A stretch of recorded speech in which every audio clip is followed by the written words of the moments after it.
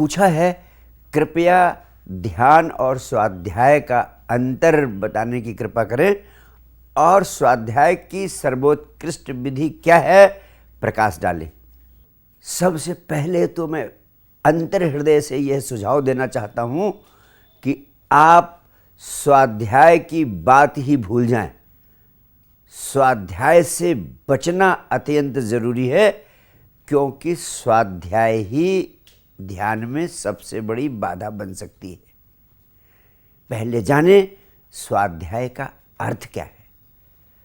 स्वाध्याय का अर्थ होता है स्वयं के बारे में सोच विचार करना, स्वयं का अध्ययन करना।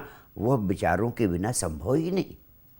और ध्यान का अर्थ होता है निर्विचारता की अवस्था को, विचार शून्यता की अवस्था को उपलब्ध होना। जब आप स्वाध्याय के लिए सोच विचार में उलझेंगे तो निश्चित रूप से आप विचारों के जाल में उलझते चले जाएंगे।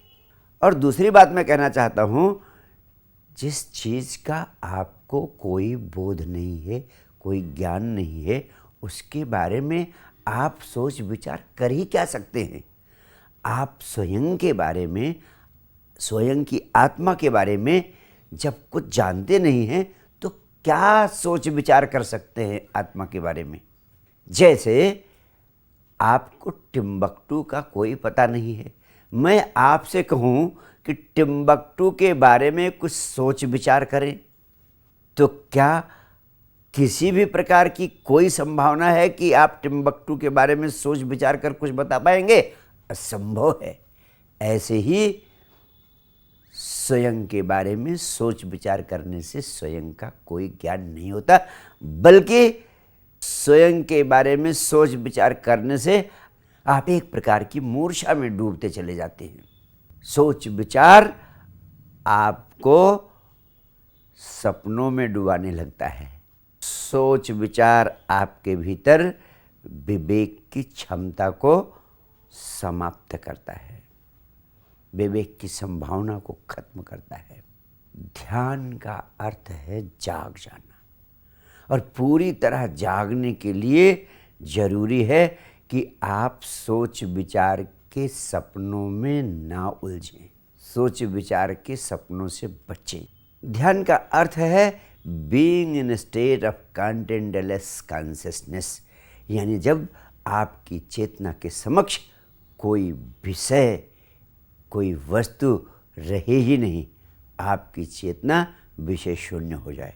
स्वाध्याय में आप स्वयं को अपनी चेतना का विषय बना लेते हैं, लेकिन चेतना का विषय चाहे आप स्वयं हैं या कोई और है, चेतना का विषय अच्छा है या बुरा है, चेतना का विषय शुभ है या अशुभ है, हर प्रकार के विषय जब चेतना से जुड़ते हैं, चेतना के समक्ष आते हैं, तो चेतना ध्यानात्मक नहीं हो सकती है, क्योंकि महर्षि पतंजलि का साफ साफ उद्घोष है, ध्यानम निर्विषयो मनः, यानी चेतना के समक्ष जब कोई विषय रह ही न जाए, उस अवस्था को कहते हैं ध्यान।